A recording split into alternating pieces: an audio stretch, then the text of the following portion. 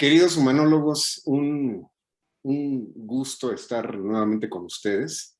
En esta ocasión con un tema que pues está en boga, que está muy en la palestra de todos los negocios y de las vidas que tenemos cada uno de nosotros, desde lo personal hasta lo profesional, que es la salud. Pero en esta ocasión lo conectaremos específicamente al entorno laboral dentro de lo que son los sectores de salud en México, en Latinoamérica y en el mundo. Pero para poder ahondar a más detalle en este aspecto, lo que estaremos haciendo es compartir una charla muy agradable con una persona a la cual yo estimo, aprecio muchísimo, una gran profesional de recursos humanos, con quien he tenido la fortuna de compartir diferentes momentos profesionales en diferentes organizaciones en las que ambos hemos estado, pero siempre del lado del capital humano, siempre del lado donde el colaborador aporta mucho en las organizaciones. Y le doy la bienvenida a Dilsa Argüelles. Dilsa, un placer estar aquí contigo. Y pues me gustaría, antes que nada, si nos haces favor de presentarte, decirnos quién eres y qué estás haciendo en este punto de tu vida profesional.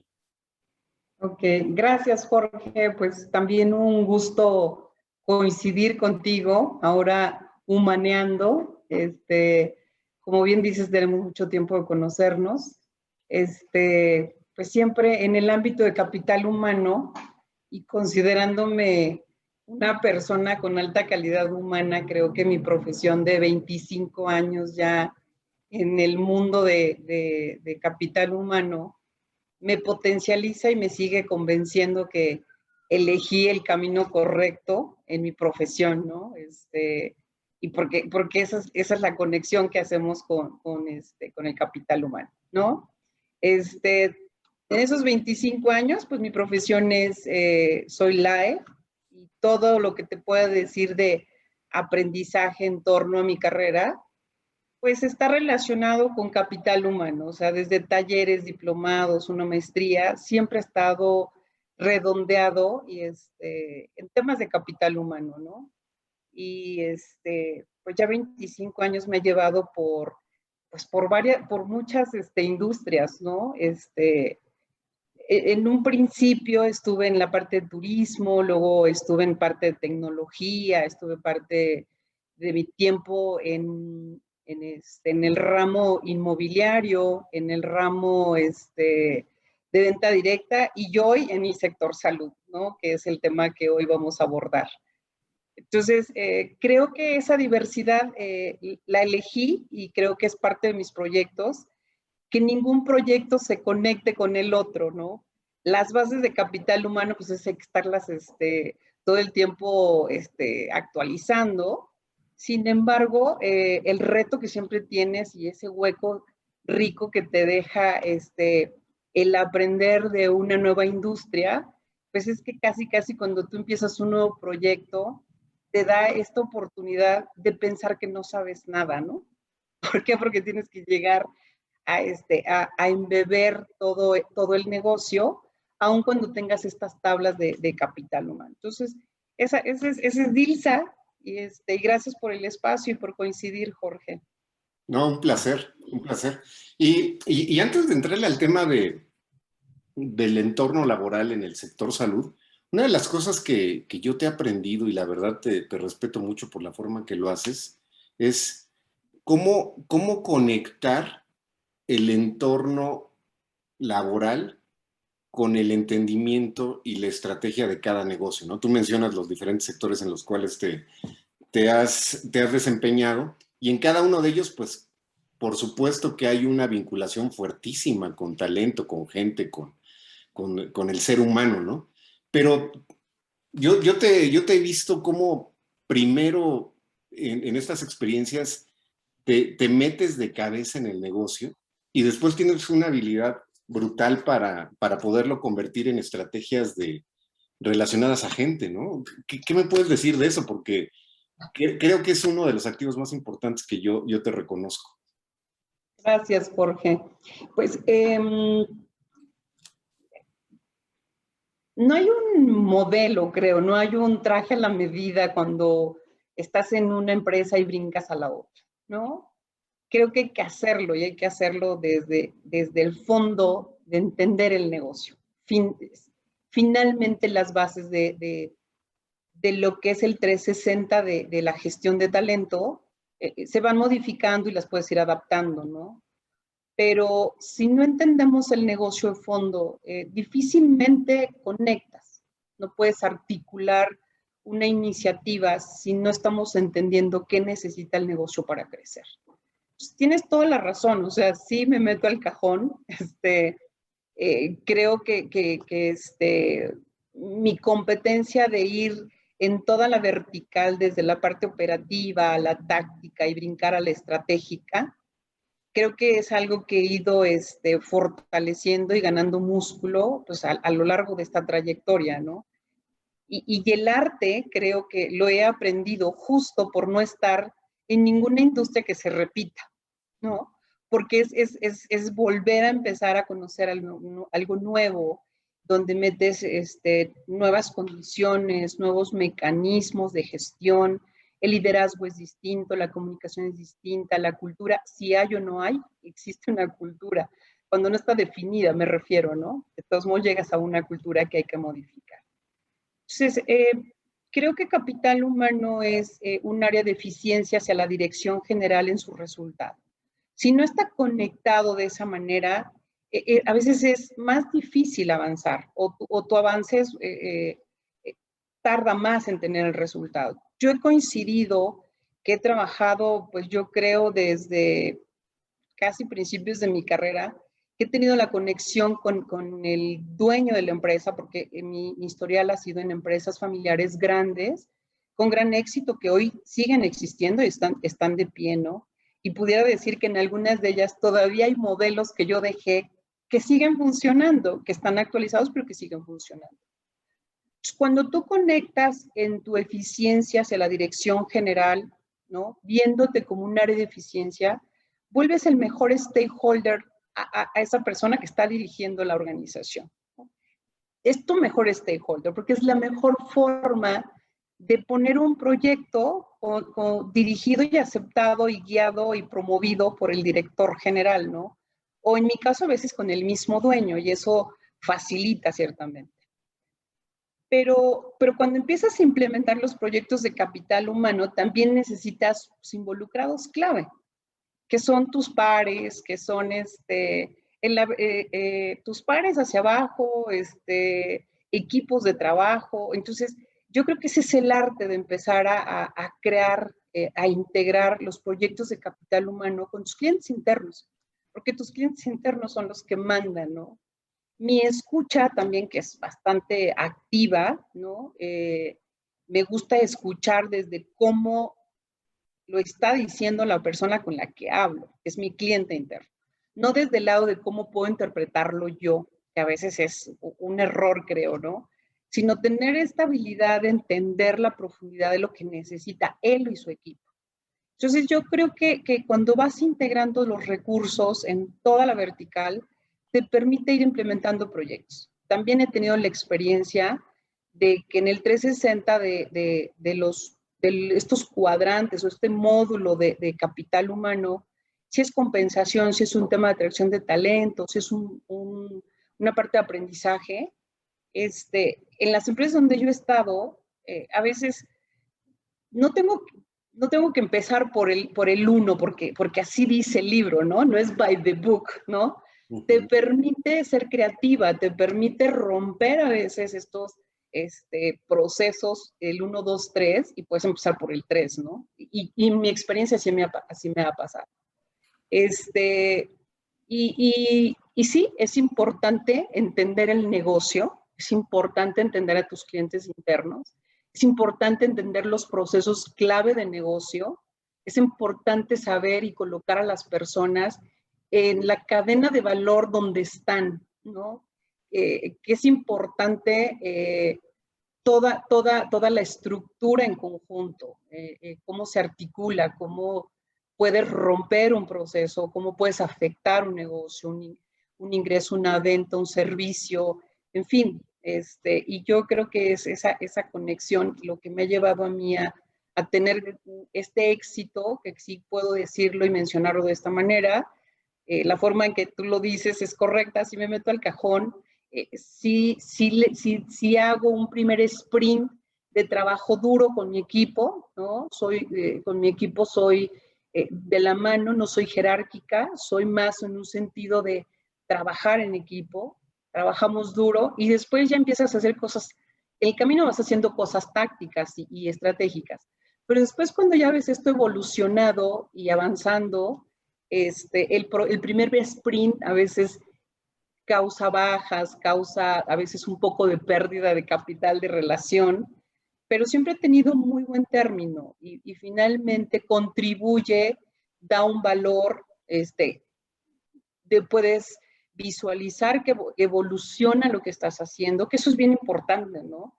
Darte cuenta que sí estás evolucionando, que sí estás cambiando algo, que sí tocas a la mayoría del personal, porque no con todos los proyectos puedes tocar o abarcar toda la estructura, ¿no? Entonces ha sido un poco mi camino y ha sido un poco mi filosofía. Y insisto y repito en cada que entro yo a una industria nueva, se me hace un hueco de saber, de pensar que no sé nada. Y eso te da la libertad de volver a crear. Lo que pareciera que puedes repetir, ¿no? Seguramente te sirve, pero construir algo, un modelo nuevo para un negocio nuevo, me mantiene muy activa en cuanto a innovar, en cuanto a qué hacer hoy, activa en el aprendizaje, activa en seguir construyendo. Soy fanática de sumar siempre la consultoría con expertos, porque también eso ayuda. En empresas familiares a veces no tienes toda una infraestructura, pero que te ayuden los expertos te facilita el camino y te vas avanzando mucho más rápido, ¿no? Y creo que esa sería la fórmula, ¿no? Sí, y yo también coincido contigo. Yo creo que claramente la función de recursos humanos, de capital humano, ha evolucionado de una forma brutal en los últimos 15, 20 años.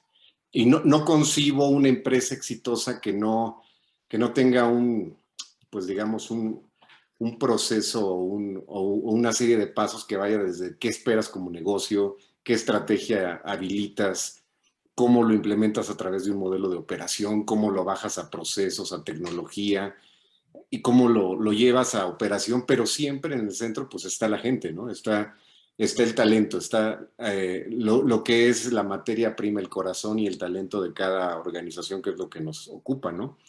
Pero bueno, en ese sentido también coincido contigo. Hay un libro por ahí que me gusta mucho que se llama Talent Wins, que habla de esa simbiosis o esa complicidad que tienen que tener ciertas cabezas en el negocio, ¿no? O sea, la cabeza de capital humano no es nadie si no está de la mano con el CFO, si no está de la mano con el de operaciones, si no está de la mano con el de comercial.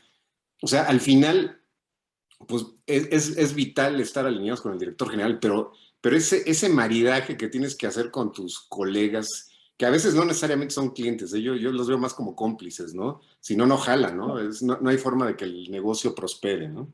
Uh-huh.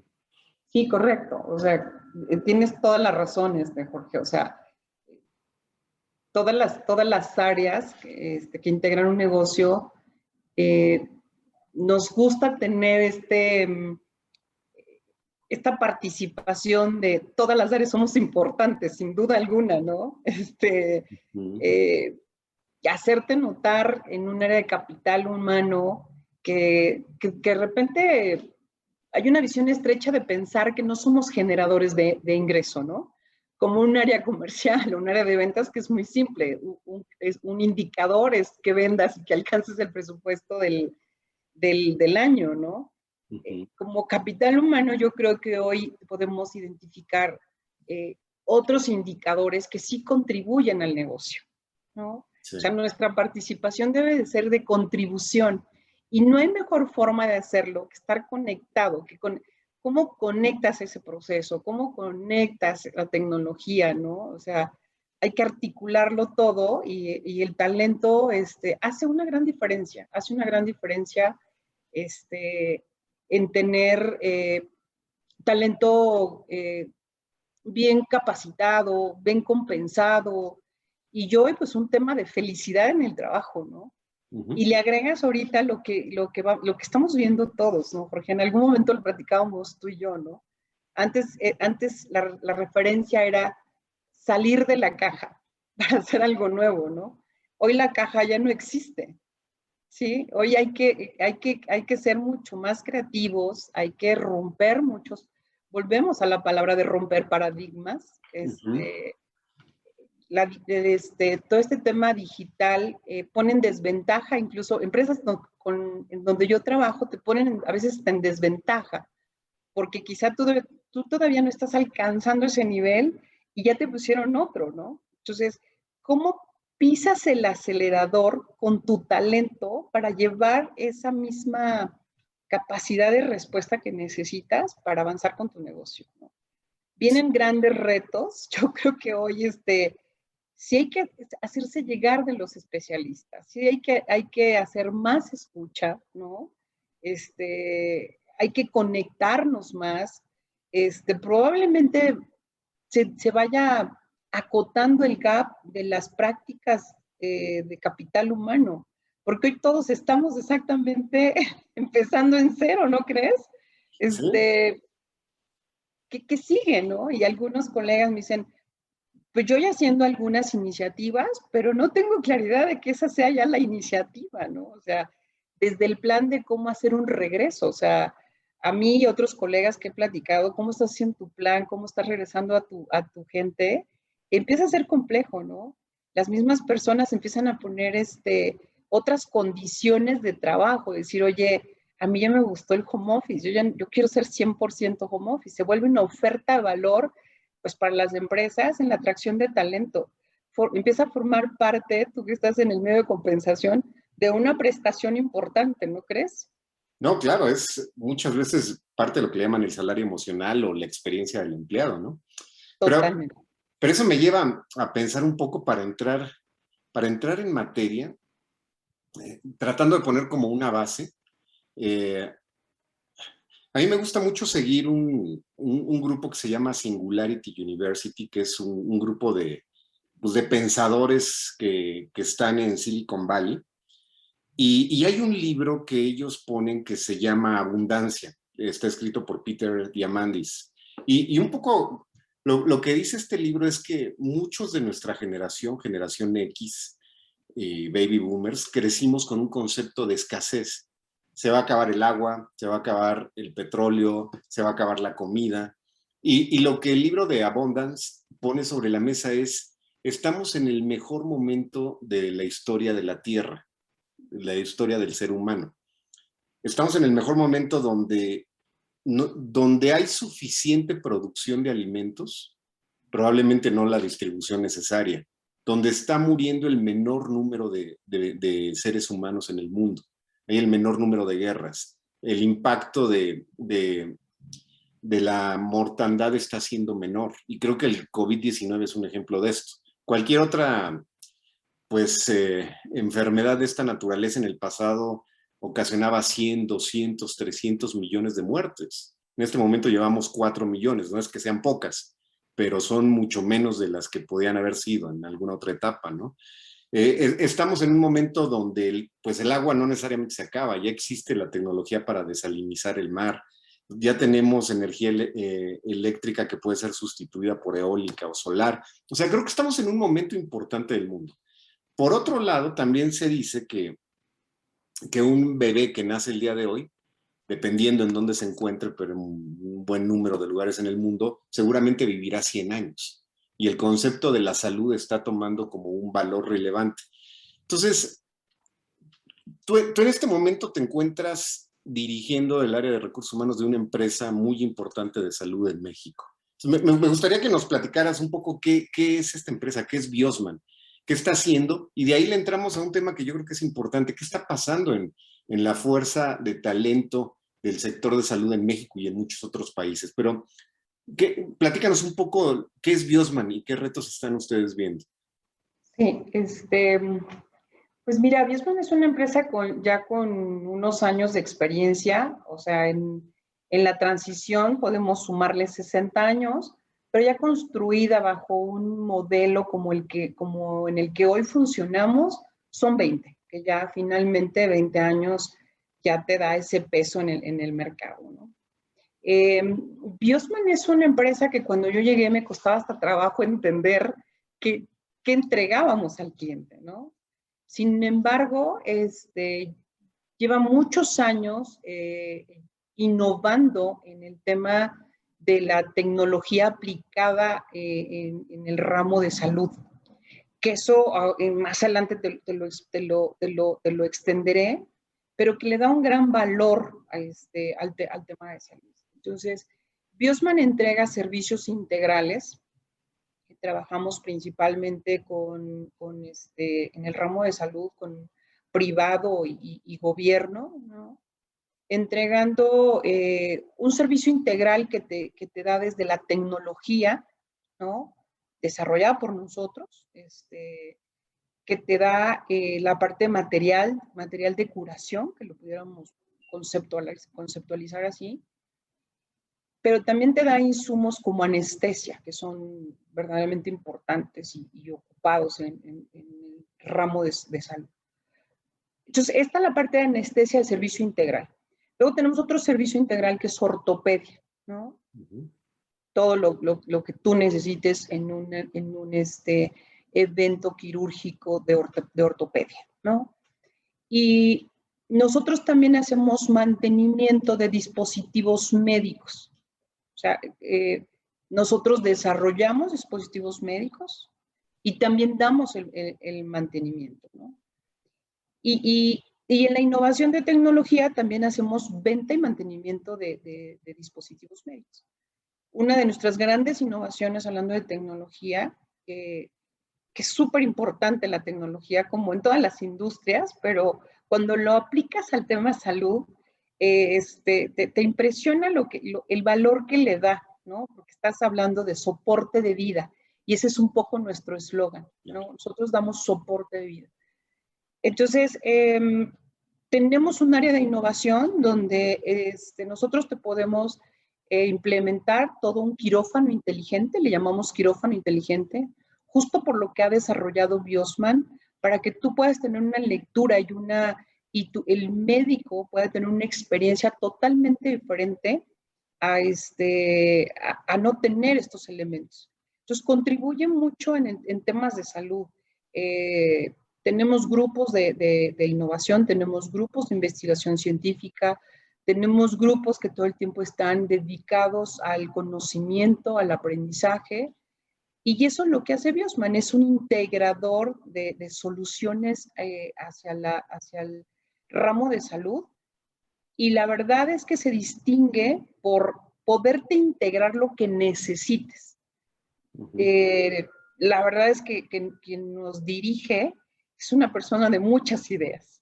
Todo el tiempo tiene una idea. Entonces, la verdad, algo que tiene Biosman es que todo el tiempo está en constante movimiento para ir favoreciendo, para ir creciendo y para ir dándole un valor a nuestros clientes. Eso es en grandes rasgos lo que tiene Biosman.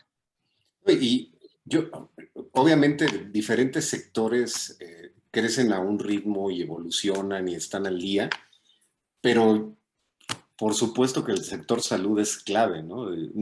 Yo creo que lo que pasaba hace 5, 10, 15 años claramente es obsoleto, ¿no? Y hay que estar al día. Ahora, esto me lleva a una pregunta y quisiera obtener un poco de tu reflexión. ¿Cómo visualizas tú que está evolucionando la atención médica en este momento? Sabemos que vivimos en un momento de pandemia que ha cambiado muchas cosas, pero también estamos en un momento donde el concepto de salud pues, ha cambiado. Probablemente la salud ya no es tanto la solución de problemas o la atención de una enfermedad, sino la prevención, ¿no?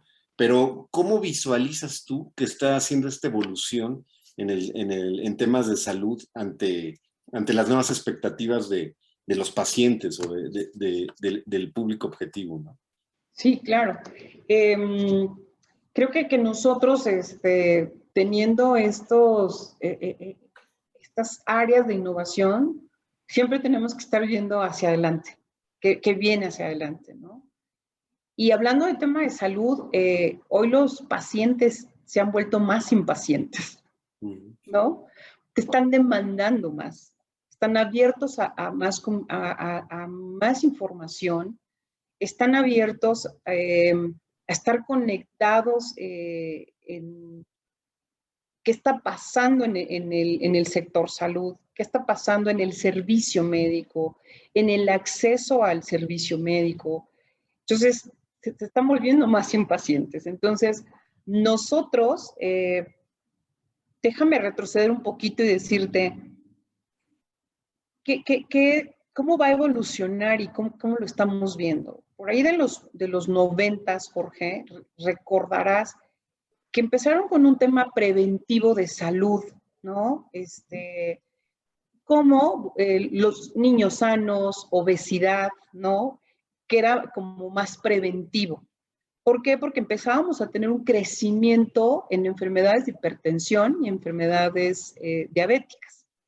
Entonces, pero fue un intento que creo que se quedó un poco truncado, aunque hoy todavía se sigue trabajando en este tema de prevención, que sería lo ideal, en lugar de trabajar sobre el enfoque de la enfermedad y la cura, trabajar sobre un tema de salud, ¿no? Y luego, después de este ejercicio que hicieron, en el sector salud, en los 90 también llegó la Young Commission, que es quien empezó a regular, obviamente, las prácticas en el ejercicio de la profesión. Okay. Y eso ayudó mucho. Entonces, ya empiezas a ver una transformación en el ejercicio de la profesión. Y después vino, que recordarás, la penalización del ejercicio, ¿no? Entonces, son tres cosas que se han movido y que se han empujado a cómo construir un futuro enfocado en la salud y no en la enfermedad, ¿no? En el sector, pues tenemos 2.1 médicos por cada 1,000 habitantes. De entrada tenemos un déficit, que cuando hablamos de eso conectado con la pregunta que me acabas de hacer, es decir, los médicos generales hoy, hay muchos, pero pocos consolidados. ¿Por qué? Porque hay otras ofertas o porque la oferta que tenemos ahorita laboral se agota muy pronto por el poco foco profesional y donde te puedes desarrollar como médico general. Entonces, estás buscando cómo conectarte un par de meses, un par de años y después irte a un tema privado. Pero también tenemos el déficit que tiene a nivel de servicio médico nuestro país. También ha habido otras alternativas como tener un servicio médico de consulta básica en la esquina de tu casa o en alguna farmacia, ¿sabes? Y entonces eso, aunque tienes un volumen general de médicos generales, ¿sí? La compensación que se tiene por el trabajo y la precisión y la calidad y la calificación que deben de tener en cualquier institución privada o de gobierno, a veces se descalifican y prefieren buscar una alternativa muy, muy fácil, ¿no? A futuro, estos médicos generales, lo que tendríamos que hacer es tener una calidad mejor y una calificación mejor y una preparación mejor, porque tendríamos que verlo casi como un servicio en una red, como un Uber de servicio. Hacia allá tendríamos que ir, obviamente creciendo y calificando a estos médicos generales, que son los que te ayudan en tu primer nivel de servicio, que es una consulta médica, ¿no? Que son cuestiones básicas, enfermedades básicas que las puedes tomar en cualquier lugar, ¿no? En este segmento, hablando de hacia dónde vamos, tenemos enfermeros y tenemos enfermeros especializados. Tenemos médicos generales y tenemos médicos especialistas, ¿no? especialistas hay muy pocos, que se conecta también con la disposición de universidades. O sea, el volumen que nosotros necesitamos genera un déficit tremendo, tremendo, ¿no? Entonces, yo creo que fortalecer estas profesiones, yo lo traduzco a que es invertir en la salud. Y creo que hacia allá deberíamos de caminar, ¿no? En visualizar que el foco no está en la enfermedad, que el foco debería estar en la salud, ¿no? Entonces, y siendo una ciencia exacta o una ciencia de arte, como dicen mis doctores aquí, es el servicio que tú das tiene que ser de calidad. Si no es de calidad, es una irresponsabilidad, porque tú estás dando un soporte de vida, ¿no? En un quirófano, aunque pareciera, tenemos un 2.1 de médicos por 1,000 habitantes y 2.9 de enfermeras. Me dirás, oye, Dilsa, pues estamos bien en enfermeras, ¿no? Pues no, porque el gold estándar es tener 9, no 2.1. Entonces, ve la conversión del déficit que tenemos. Sí, y no sé qué piensas, pero creo que, y yéndonos un pasito atrás, yo veía cifras de qué significa la inversión en cada país de lo que es el Producto Interno Bruto. O sea, países que consideramos que se encuentran entre las 3, 4 o 5 primeras economías, están dedicando cerca del 10% de su Producto Interno Bruto a la salud. México Correcto. está en menos del 3%.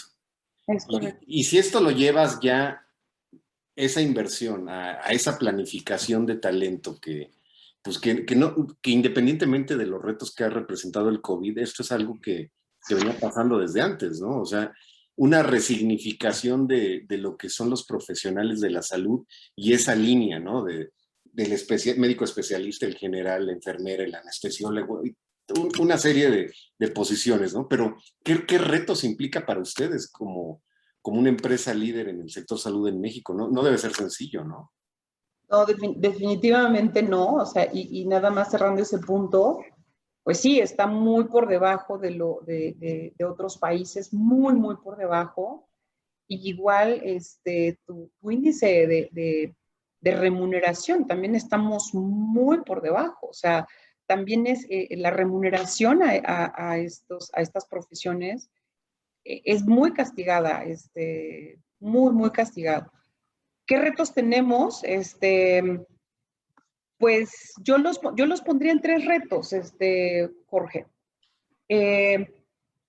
Como empresa prestadora de estos servicios, te diría que el primer reto está enfocado en el servicio que nosotros damos. Entonces, el reto es que tenemos un reto hacia el cliente administrativo, que es el que a mí me soporta mi insumo, que tenga un costeo, que sea sustentable, que tengamos la administración de medicamentos, de equipos, como deben de estar para dar un servicio, ¿no? Ese es mi primer reto, porque también se vuelve complejo, ¿no? El otro reto dentro del mismo servicio al cliente es que yo dé un servicio al médico que está operando en un quirófano y que ese quirófano tenga esa seguridad que debería de ser así naturalmente, ¿no? O sea, cada médico que está en el centro de un quirófano debería tener una seguridad de que va a ser una operación con todo lo que necesita. En parte nosotros ponemos esos recursos, pero en otros momentos nosotros no, solamente damos la asistencia, ¿no? Eso no está en nuestras manos, pero es un reto porque nosotros estamos involucrados en ese servicio y en esa asistencia al médico. Y la otra es cómo le brindo la seguridad al paciente, ¿no? tengo que tener auxiliares, tengo que tener anestesiólogos, tengo que tener esos perfiles que son especializados, tenerlos que sean diestros en cada movimiento que hacen, en asegurar que el equipo médico esté bien, que esté pendiente y conectado con el médico. Entonces, ese es un reto, parece algo simple y cotidiano, pero ese es un reto, y sobre todo hablando ahorita de esta desviación que tenemos, de que nos traemos ahí un gap tremendo de tener la disponibilidad de ese talento, ¿no? Por lo que acabamos de platicar. Sí. El otro reto que tenemos es la tecnología. Nosotros seguimos innovando y trabajando en el tema de tecnología, y la tecnología aplicada en este tema de medicina, dirás, oye, aparte de tener quirófanos inteligentes, máquinas de anestesia, ¿qué más podemos hacer? Que ahí es donde empezamos a tomar la minería de datos. Y la minería de datos para nosotros, con lo que hemos hecho y lo que se ha desarrollado en Biosman, es súper importante, porque se traduce a que tú puedas tener un registro preciso de cada evento, de cada procedimiento, con historiales clínicos precisos. Puedes empezar a hacer modelos, digamos, de precisión, ¿no? De qué pasa en cada procedimiento, qué pasó, cómo te ayudó, cómo contribuyó, qué aplicaste, qué sucedió. Entonces, esa minería de datos para nosotros es sumamente importante, pero también te lleva a este modelo de evaluar qué porcentaje de muertes tuviste en procedimientos, qué porcentaje de afectaciones hubo por un mal procedimiento. Pero si también tienes eso, también puedes cuantificar tu costo de ese procedimiento. Entonces también favoreces al cliente, te favorece a ti, porque entonces puedes empezar a hacer otro tipo de planeación que también alcanza al cliente y no solamente al paciente, ¿no? Que el centro es el paciente, ¿no? Que tú tengas ya un antecedente para hacer una intervención, un procedimiento, también lo ayudas, porque entonces tomas decisiones de qué procedimiento fue mejor, en qué condiciones, para qué tipo de paciente. Entonces tus intervenciones empiezan a ser más limpias y más purificadas, y también contribuyes al bienestar y a la recuperación del mismo paciente. Entonces ese es un reto, estamos trabajando durísimo en eso, pero forma parte del reto. Y el tercero que te diría, que son como los 3 puntos, creo, más fuertes en los que estamos trabajando, es la especialización de nuestra gente. Yo platicando con mis clientes internos les decía, a ver, tenemos capacitación, tenemos incluso una universidad que está construida con procesos de bases científicas, de personas certificadas, con institutos, escuelas, ¿no? Pero la capacitación para nosotros es cómo hacemos diestros a nuestros auxiliares, a nuestros enfermeros, más que a nuestros médicos, ¿no? En hacer una aplicación dentro del quirófano, que es un ambiente violento, si lo quieres ver así, ¿no? No, claro, O sea, porque ves piel rasgada, porque hay muchas condicionantes. Es maravilloso el mundo, pero para nosotros como capital humano, lo que estamos construyendo ahora es decir, tenemos que hacer los diestros. Entonces, hacer diestro a alguien, ¿no?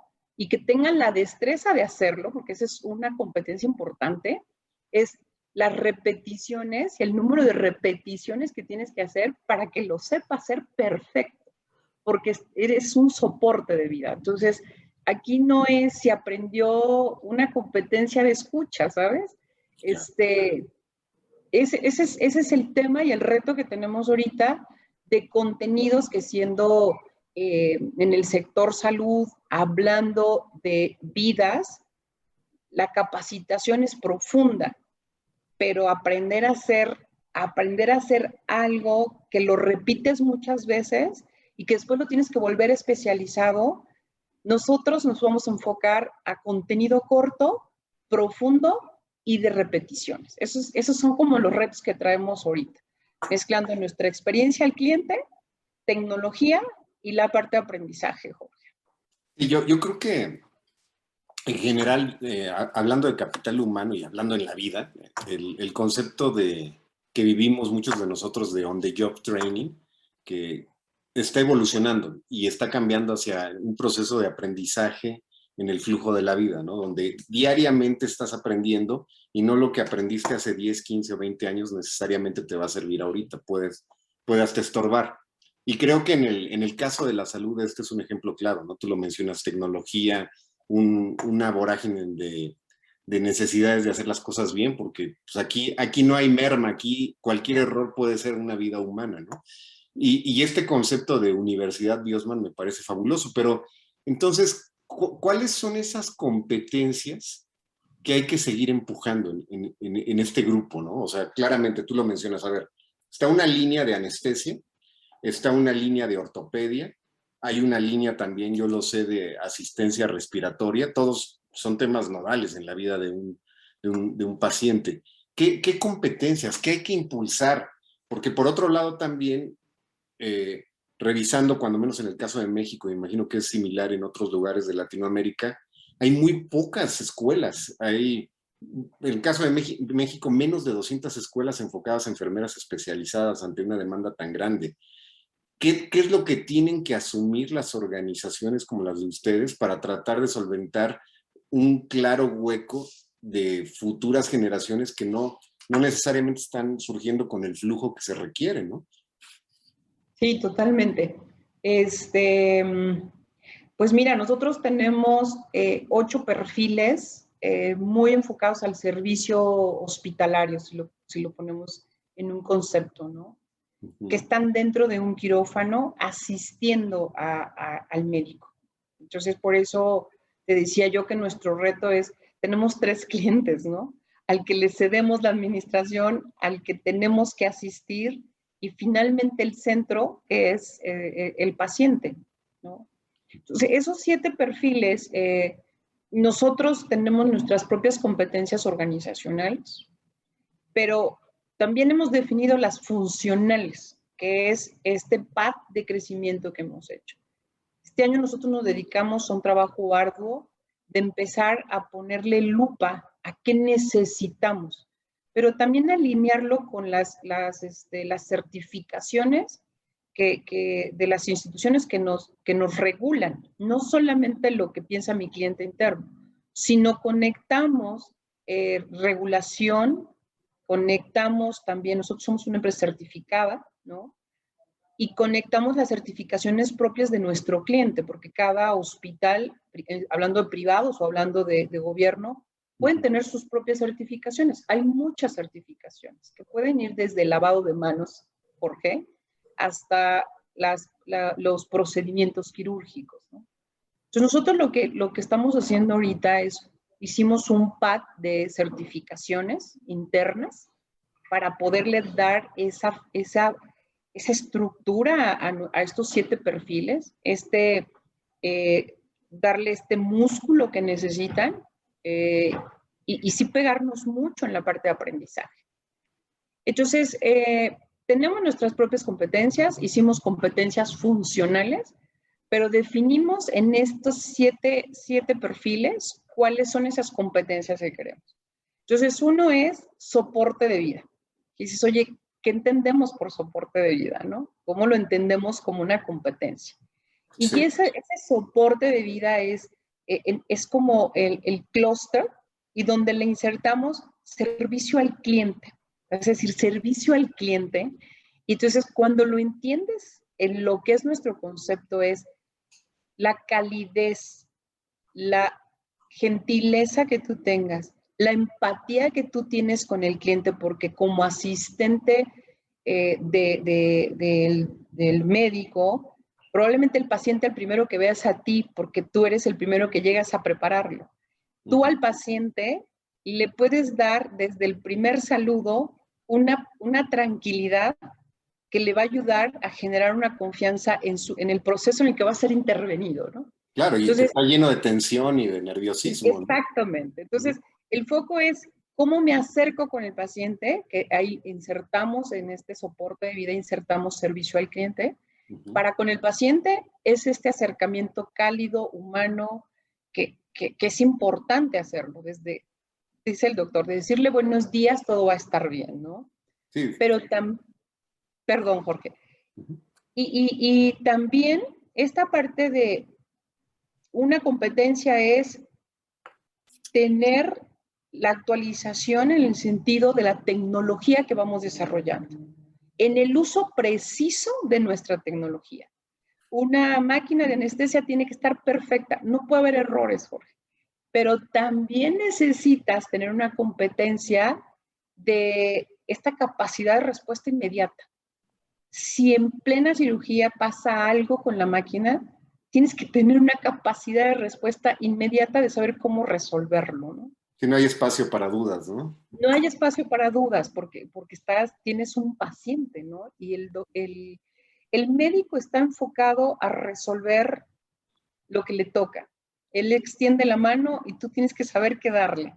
Entonces, esta parte de manejo de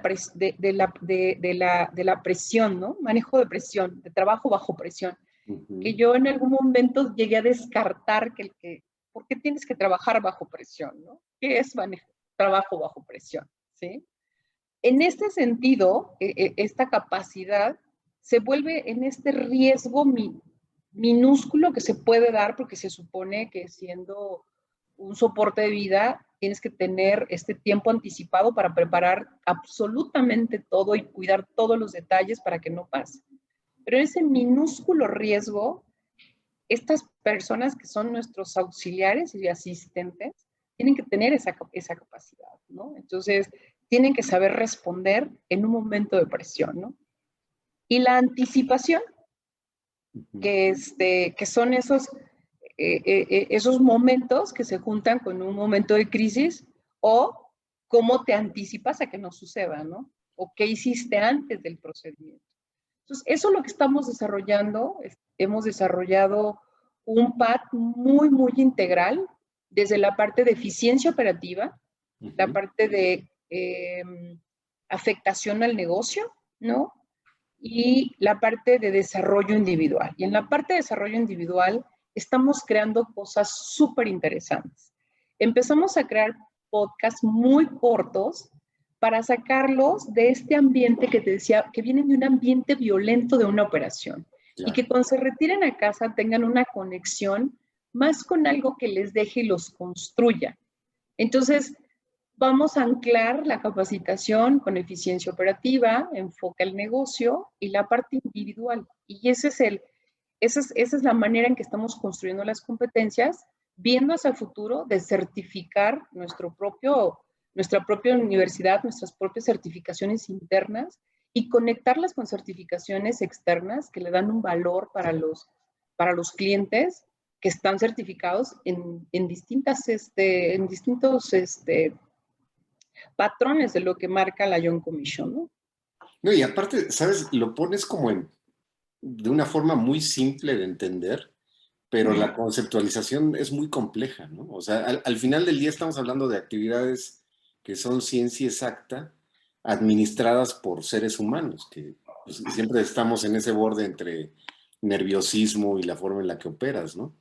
Y otra cosa que pues me viene a la mente es, probablemente el papel lo aguanta todo, o en el escritorio puedes planearlo perfectamente, pero cuando tienes una operación me refiero a operación geográfica que puede estar a 2,000, 3,000 kilómetros de distancia, una de otra, pues difícilmente la consistencia es perfecta, aunque eso se busca, ¿no? No necesariamente lo que pasa en el sur del país se va a dar exactamente igual en el norte del país. O sea, empiezas a tener equipos que de alguna forma están teniendo una operación muy autónoma y que esperarías que esa operación autónoma pues tenga una consistencia en procedimientos y no es sencillo. Entran muchos rasgos culturales ahí también que tienen que ser embebidos desde la organización hasta los individuos, ¿no? ¿No? Sí, totalmente, o sea, totalmente. Nosotros vamos de punta a punta en el servicio, ¿no? Toda la República. La atracción de talento es compleja por este déficit que tenemos, ¿no? Sí tenemos una buena retención, creo yo, en cuanto a los equipos de trabajo. Sin embargo, primero desarrollar estas habilidades y que tengan estas destrezas y que puedas asegurar que tu calidad de servicio es igual en un público que en un privado, en Baja California que en Yucatán o en el centro de la ciudad. Ese es el reto también. Ese es el reto de este primer sprint que ya hicimos, de decir, esto es lo que queremos, este es el ideal de lo que buscamos. Ahora estamos trabajando en todas las estrategias de aprendizaje. ¿Cómo lo vamos a hacer?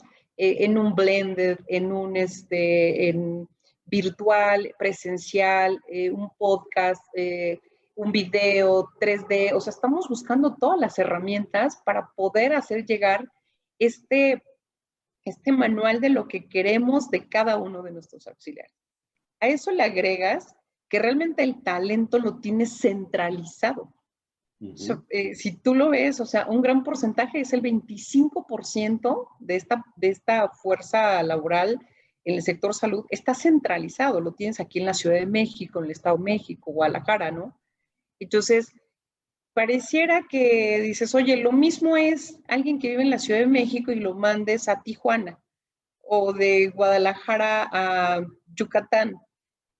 Pareciera que cruzas fronteras mexicanas. Sí, por supuesto. ¿No? Son regiones bien diferentes, ¿no? Son regiones bien diferentes. La aceptación, el cómo adoptan el crecimiento, la capacitación, es otra arista de este reto que tenemos. Pero también ese es el foco, de que entregues un servicio igual en cualquier estado donde estemos, ¿no? Va a ser, yo creo que nuestra universidad, una pieza clave en esta evolución que queremos hacer, porque ya hicimos el primer sprint arduo, involucrando médicos especialistas, involucrando profesionales de la capacitación, el cliente interno, al auxiliar, toda la estructura que ocupa, que está en ese campo de batalla para dar servicio al cliente. El reto es bueno, y aquí pues entran las habilidades de capital humano para transformar algo que le va a pegar al negocio. Y regresando al origen de tu pregunta, es justo por lo que me gusta entender el negocio, porque entonces algo tan simple, que parece tan simple como tú dices, si nosotros logramos eso, le estamos dando un punto más a capital humano. Claro. De conexión con el negocio y de ser relevante en la estrategia del negocio, ¿no? Totalmente. Sí, ahorita me recuerdo, hay un libro por ahí también para la comunidad de humanólogos que yo les recomendaría que lo leyeran. Se llama Reinventing Organizations de Frédéric Lacroix, creo que se pronuncia, lo pondremos aquí en la pantalla. Y pone un modelo que me pareció relevante conectarlo. Es de una empresa en los Países Bajos, en Holanda, que se llama Burgsorg, algo así, en donde habla del primer nivel de atención de salud que tienen que dar algunas enfermeras y médicos generalistas a poblaciones de cierta edad o poblaciones que se encuentran en diferentes barrios.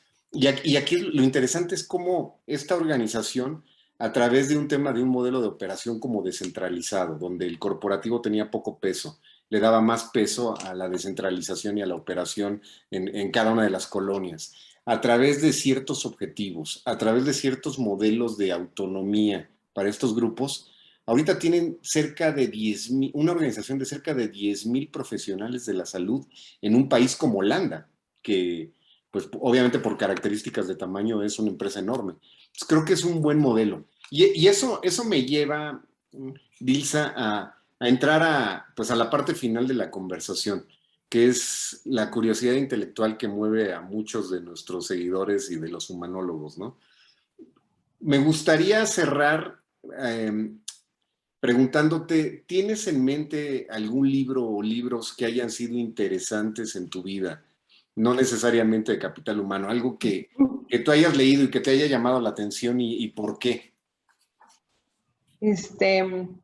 Debo confesarte que no soy una gran lectora, pero aprendí la lección del gusto por la lectura con un libro de Ángeles Mastretta, que no es precisamente el que te voy a referir, pero nada más para que te des una idea que mi conexión al mundo literario fue un poco tardío, pero finalmente lo disfruto. estoy por terminar un libro que me ha hecho una gran conexión, que se llama La bailarina de Auschwitz, ¿no? Que seguramente lo vas a escuchar porque a mí me lo recomendaron una, dos, tres, varias veces y hice un poco de caso omiso, ¿no? Edith Egg es la autora y es una autora que sobrevivió pues en la época del Holocausto, lo vivió y sobrevivió, ¿no? Y es psicóloga. Entonces, creo que es el momento, a lo mejor me hizo muy reflexiva y conectando, que soy una persona muy conectada con mis emociones, te habla del proceso que vivió, de las emociones, de cómo las fue conectando, y te habla de cómo muchas veces el ser humano no tenemos esta condescendencia con uno, y que a veces subestimamos el sentirnos tristes o el sentir una frustración o el sentir un enojo, y decimos, ya se me va a pasar, ¿no? Y ella habla de cómo tienes que transformar y no hacer caso omiso a lo que tú sientes. Habla de lo que tú tienes que construir con tus propias emociones.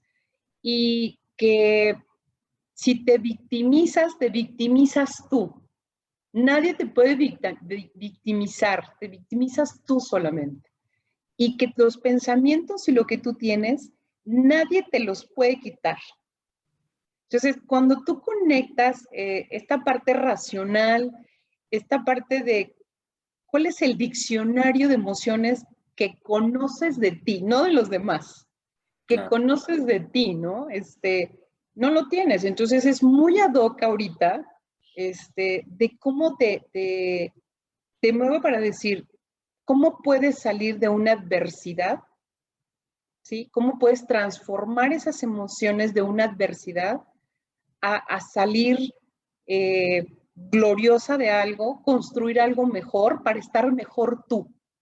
Entonces, es muy reflexivo, todavía no lo termino de leer, pero la verdad es un libro súper recomendable. A mí me lo recomendaron muchas veces y fui un poco como escéptica hasta que finalmente lo compré, y la verdad es que es algo que sí recomendaría. Y otro libro que...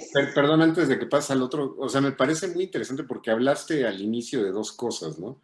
De ese proceso de empatía con los demás y de ese proceso de calidez que pasa mucho con los profesionales que están en tu organización y que yo creo que a veces no somos empáticos ni cálidos con uno mismo, ¿no? Y es ese camino empezando por ti mismo, ¿no? Sí, claro. Me parece muy interesante. Sí, no, y en estos, muy ad hoc para estos tiempos, ¿no? Esta etapa que hemos pasado. Exacto. Ahí alguien recomendaba que no lo leas cuando estás triste. Yo creo que no. O sea, la verdad, sí hay que leerlo y hay que gozarlo. Y yo creo que te deja una gran lección de cómo contribuirte a ti, cómo ser compasivo contigo y cómo hacer una pausa muchas veces para para que cuando tú escuches a los demás, lo escuches desde lo que ellos quieren, no desde lo que tú piensas que te quiere decir. Y a veces no exigirte de más, ¿no? Y no exigir, sí, claro, tienes que ser literal compasivo, ¿no? Dice, bueno, pues hoy me siento triste. ¿Cuántas veces no haces a un lado decir, ay, ya al rato se me quita, o pones música, o te pones unos audífonos, o no sé, te comes un litro de helado? Pero creo que es muy bueno reflexionarlo. A mí me dejó una buena reflexión. Se los recomiendo. Perfecto. Y otro libro que te podría decir ahorita que también me movió, y quizás está muy conectado por cómo soy, y así debe ser la literatura, ¿no? Es un libro que se llama Momo, que pareciera que es un libro para niños, pero como muchos libros que están hechos para niños, también están hechos para adultos, ¿no? Y que habla de esta capacidad de escuchar al otro. Y te digo que se vuelve a conectar conmigo. De esta gran habilidad que puede tener un ser humano de escuchar no solamente si eres niño o un niño, no, un niño escuchando a un adulto, ¿no? pero está traducido el libro como en una primera etapa donde esta persona no tiene a nadie y todo el mundo la acoge. Y en el paso del tiempo, es alguien que tiene esta capacidad de escuchar y de dedicar el tiempo. Y después lo van relacionando como los niños que no tienen quien los escuche, que somos los papás, siempre en el deprisa de las cosas, en cómo va cambiando tu disponibilidad de tiempo en tu circunstancia de vida, ¿no? Y el libro te marca a unos hombrecitos grises, que son los malvados del cuento, que si los traduzco son todos estos distractores o todas estas ocupaciones donde tú tienes tu tiempo, que puede ser tu trabajo, tus amigos, el hacer, no hacer, y que no enfocas tu tiempo a hacerlo verdaderamente productivo, pero constructivo hacia tu vida. Y que hay muchos distractores de por qué no tengo el tiempo, ¿no? Entonces, habla de te va manejando como los niños que necesitan la escucha al papá y el papá no tiene el tiempo, pero igual escucha a la pareja, pero igual escucha del amigo, ¿no? Y cómo nosotros vamos distribuyendo, no equitativamente, el tiempo que tenemos, que el libro te marca que lo tienes de sobra. Sin embargo, nosotros siempre nos justificamos bueno, a veces, Jorge, no te he llamado porque no he tenido tiempo, ¿no? Claro, claro. Ya no lo hice porque no tengo tiempo. Entonces, te habla de estos distractores, ¿no? Que juegan contigo, que son estos hombrecitos grises, que te desvían de las cosas verdaderamente importantes, donde tienes que enfocar tu tiempo para que te construyas a ti. Entonces está muy interesante. Entonces son dos cosas que en el momento que los leí, ahorita rápido te diría, son esas cosas que construyen y esas palabras que vas saboreando los libros y quieres llegar a la última página, pero que te regresas porque no te quieres perder el detalle, porque crees que la autora va a perder el detalle, pero no, te lo lleva, te lo trae. Y creo que son dos libros que para mi gusto están hechos para los niños y para los adultos, de Momo. Y el primero te diría que sí tiene más un matiz para los adultos, ¿no? Pero al final creo que hace mucho sentido y te agradezco que lo compartas con nosotros porque, a ver, humanólogo creo que es claro, ¿no? Lo que nos interesa es poner al ser humano al centro. Y creo que en este punto donde está la revolución digital, donde estamos hablando de un futuro de trabajo, donde hay tantas cosas que están pasando alrededor de tecnología, inteligencia artificial, etcétera, ese valor humano es lo que el ser, lo que el individuo, lo que tenemos que estar haciendo en las organizaciones, ¿no? Las máquinas y los procesos automatizados harán ciertas cosas, pero escucha, cara a cara, compartir, es clave, ¿no? Es clave en lo que tenemos que estar haciendo. Y creo que este libro de Momo comparte esa filosofía. Pues Sí. muy bien, Dilsa. Te agradezco mucho, la verdad te agradezco mucho. Te quisiera preguntar algo que quieras sumarizar, algo que te gustaría, pues como recapitular antes de cerrar la conversación de lo que hemos visto en esta hora pasada. Pues mira, me encantó el rato y el espacio, Jorge. En verdad también lo agradezco, también lo disfruté. Y también esta guía tuya, este recibimiento y este papacho, aunque estemos en Virtualmente, ¿no? en este virtual, ¿no? Pero la verdad es que agradezco tu acercamiento, aunque no lo estemos. El espacio, por supuesto. Y decirte que soy una gran apasionada de capital humano, que no nos dé miedo probar cosas nuevas y que no nos dé miedo agregar la consultoría de los expertos, ¿no? Siempre ayuda a ir más rápido, que no nos dé miedo que ya no esté la caja, que sí seamos participativos del negocio, que corramos las verticales, porque hoy hay que correr la vertical completa, ver qué pasa en la operación, ver qué tenemos que hacer en lo táctico, que parece que no tiene importancia, pero sí lo tiene, y más ahora que están a distancia nuestra gente. Y lo estratégico no lo olvidemos. Yo creo que los titulares de capital humano hoy tienen un rol, más que un rol, una participación clave para hacer el retorno fácil a nuestra gente, pero muy favorecedor a nuestro negocio, que no lo podemos perder, porque es donde ha habido mucho impacto, ¿no? Y seguir construyéndonos y seguir participando y seguir intercambiando prácticas nuevas, o las que estaban, hay que renovarlas y no las podemos cambiar al 100%. Y eso es lo que yo agregaría, y con esto cerraría, ¿no?